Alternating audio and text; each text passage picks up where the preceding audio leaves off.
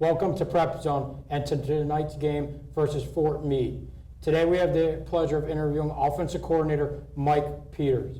Coach Peters, how are we doing today? Doing great, man. Appreciate you having me on. Looking forward to it. Absolutely.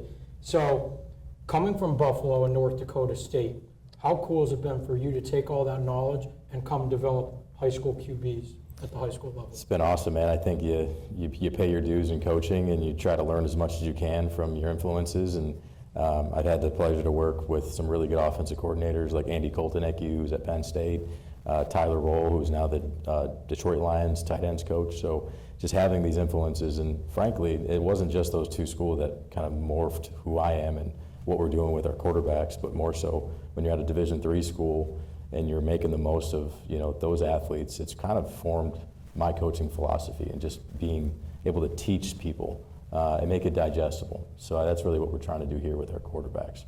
Absolutely.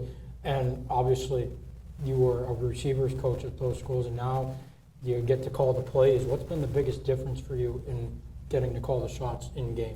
Frankly, just stepping back and letting coaches do their job and trusting them. There's a big trust factor in letting coaches coach the O-line or coach the quarterbacks, and then really asking our coaches to take that next step in teaching myself, because there's weaknesses for myself. I'm a receiver guy, worked with the linebackers at Buffalo, worked with the running backs, and really a receiver guy at heart, but I got to know my own weaknesses so that they can help me out as a coordinator. So I lean heavy on our coaches to help me where my maybe deficiencies might show up. So I really appreciate our staff and what they've done over the last 2 seasons to help me be better as an offensive coordinator.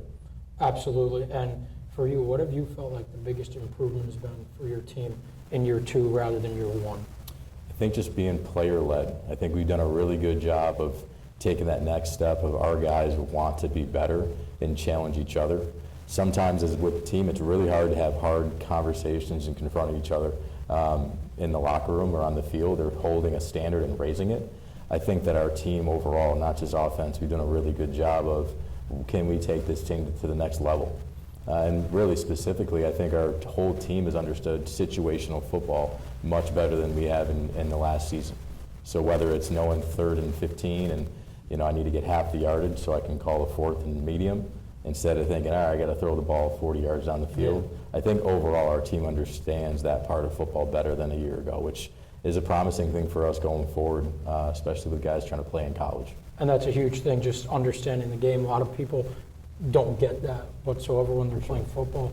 And lastly here, what do you think needs to be the goal tonight to gain the momentum heading into the playoff run you guys are about to make? I think keeping it simple, allowing guys to, what I call, put their play style on tape.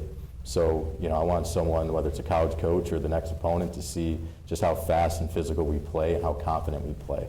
And it really comes down to the coordinator, myself, keeping it simple and allowing guys to know what they need to do and execute on a high level. We have a really talented group of guys on our offense, and at the end of the day, all 11 of us have to play on the same page. Right. You can't have 10 guys doing one thing right and then one guy off, because it doesn't allow us to execute. So we are going to be our best football team when we put all the pieces together for 4 quarters and do what we need to do on the highest level possible. So I'm really excited. We're going to get after them tonight, and we're going to have some fun doing it. Absolutely, and we wish you the best of luck, Coach. Thank you so much for coming on. Thanks, Make sure to tune into the next Prep Zone and the Ascender Minute daily. And also, we do have a bonus question tonight. Nolan Downs, the quarterback, has just been great. He has ice in his veins. Coming from Buffalo, do you have any ice experience stories? Because I know the ice up there gets tough. Oh, man. So Maction played on Tuesdays, Wednesdays, Thursdays. We played Kent State, and it was minus 5 degrees. There was about 6 people in the stands, went to 2 overtimes, and we won the game. So it was well worth it after you win. Yeah, absolutely. But yeah, it's definitely some experience. Fargo, North Dakota, too. It's not warm, I can tell you that. Florida's much better. Absolutely, absolutely. Thank you for coming on. We'll see you on the next Prep Zone.